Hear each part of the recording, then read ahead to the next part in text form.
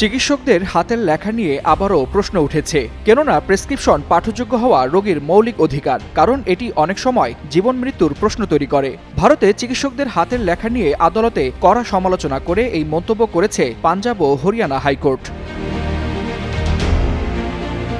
সম্প্রতি ভারতের একটি ধর্ষণ মামলায় চিকিৎসা প্রতিবেদন ও প্রেসক্রিপশন এতটাই দুর্বোধ্য ছিল যে তার অধিকাংশ শব্দ ও বাক্য স্পষ্টভাবে পড়া যায়নি। এ নিয়ে ওই মামলার বিচারপতি মন্তব্য করেন, প্রযুক্তির যুগে সরকারি চিকিৎসকরা এখনও এমন প্রেসক্রিপশন লিখছেন যা কেবল ফার্মেসির কর্মীরাই অনুধাবন করতে পারেন। বিষয়টি সত্যিই বিস্ময়কর।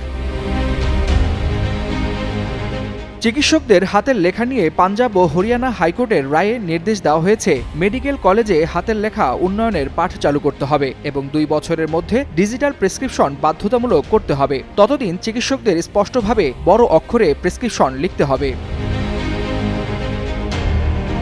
বিশেষজ্ঞরা বলছেন, অস্পষ্ট হাতের লেখা শুধু সৌন্দর্যের বিষয় নয়, এটি প্রাণঘাতীও হতে পারে। যুক্তরাষ্ট্রে প্রতিবছর 7,000 মৃত্যু ঘটে চিকিৎসকদের অস্পষ্ট প্রেসক্রিপশন লেখার কারণে। তাই পাঞ্জাব ও হরিয়ানার আদালত বলছে, স্পষ্ট পাঠযোগ্য প্রেসক্রিপশনেই রোগীর নিরাপত্তার প্রথম শর্ত। ওয়ালিউল হাসানাত, যুগান্তর নিউজ।